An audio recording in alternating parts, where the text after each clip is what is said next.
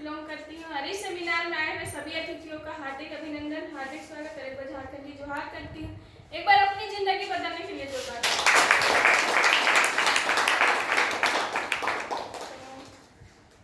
आप लोग जानना चाहेंगे मैं इस बिजनेस से पहले क्या करती थी और इस बिजनेस में कैसे आए? तो यहाँ इस बिजनेस में हर किसी को ना बिजनेस एक दूसरे से मिलता है, वो एक दूसरे कोई और नहीं होता है, हर जान पहचान होते हैं या तो अपने लोग होते हैं।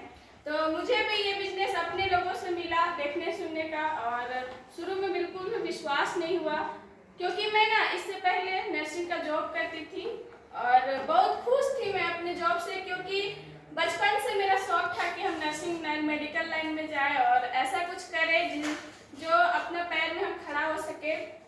तो शादी के बाद हम बहुत सारा स्ट्रगल किए, तब जाके आज मेडिकल लाइन में जॉब करते थे। तो हमको ऐसा लगता था जितना पैसा हम कमाते हैं वो मेरे लिए बहुत है, क्योंकि एक कम पढ़ी लिखी औरत को अपना खुद का कमाया हुआ पैसा उसको बहुत ये लगता है, चाहे वो कैसे भी कमाए, लगता है कि मेरे पास इतना ही पैसा है तो हम इसमें अपना गुजार बसर किसी तरह कर ही लेंगे। हमको भी ऐसा ही लगता था, लेकिन जब ये बिजनेस बताया तो हमको बिल्कुल भी विश्वास नहीं होता था, क्योंकि इसी तरह बहुत सारे बिजनेस देख चुके थे, मनी मार्केटिंग वाला स्किल्स देख चुके थे, क्योंकि हर तरफ इसका नेगेटिविटी फैला हुआ था। जिससे भी पूछिए हर कोई बोलता है जोड़ने और फंसाने वाला काम है, बोलते हैं ना। लेकिन क्या आज हम लोग किसी से नहीं जुड़ेंगे, नई बात विचार करेंगे तो क्या आगे बढ़ेंगे? आज हर जगह पे जोड़ के काम किया जा रहा है, एक स्कूल हो चाहे कॉलेज हो चाहे जैसे मिस्त्री रेजा का ही काम हो, अगर एक दूसरे से नहीं जुड़ेंगे तो क्या हो पाएगा? बस इसी तरह इस काम को ना हम लोग एक दूसरे को बताना है, जानकारी देना है और साथ साथ में एक दूसरे को आगे बढ़ाना है। बहुत ही बारीकी से हमको ये बात समझाया श्याम सर, छोटू सर, मनीषा मैडम, और ये बिजनेस देने वाली मेरी खुद की जब सास है करनी मैडम। मैं चाहती इन सारे लीडरों के लिए एक बार जोरदार।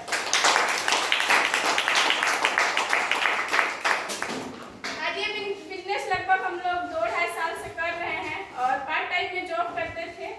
अभी कुछ दुर्घटना होने के कारण 2 महीना से हम लोग अभी फील्ड में नहीं निकल पा रहे हैं, क्योंकि किसी कारण से सर का एक्सीडेंट हुआ था और ऑपरेशन हुआ था, तो धूप में नहीं निकलना था, इसलिए नहीं निकल पा रहे थे। लेकिन अब वो ठीक हो चुके हैं, तो मैं भी चाहती हूँ कि पूरे टीम को सपोर्ट करूँ, क्योंकि आज यही एक ऐसा काम है जिसमें हम 2 महीना घर में रहे फिर भी मेरे नीचे काम हुआ।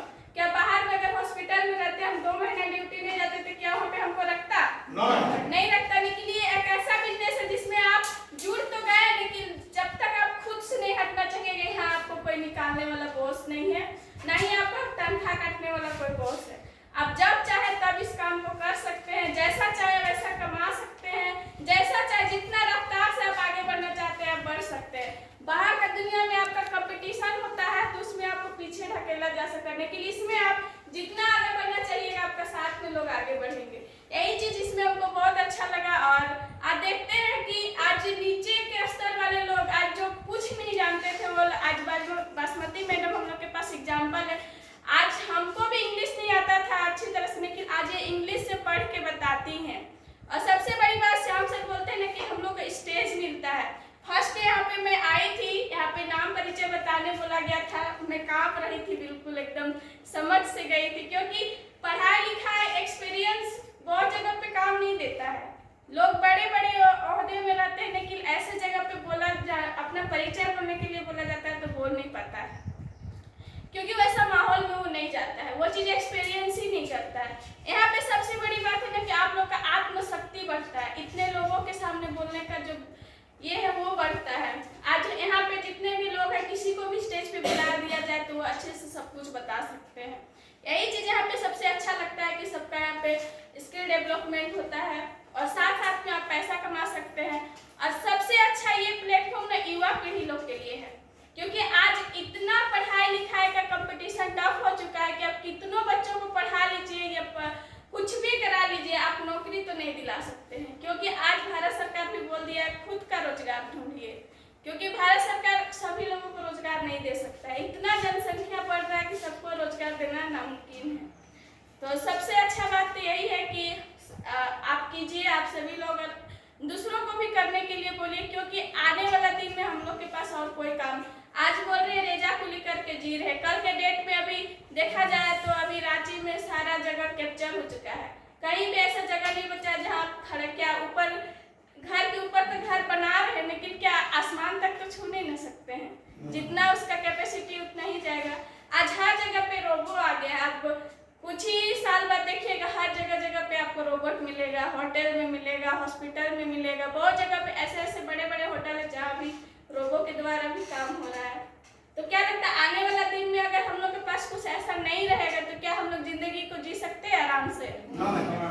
नहीं जी सकते। तो कहीं ना कहीं हम लोग को सोच विचार करना है और काम करके तो हम लोग का जिंदगी तो आधा अधूरा बीत ही गया, लेकिन जो हम लोग का आने वाला बच्चा है, पीढ़ी है, उनको हम लोग कुछ दे के जाना चाहते हैं।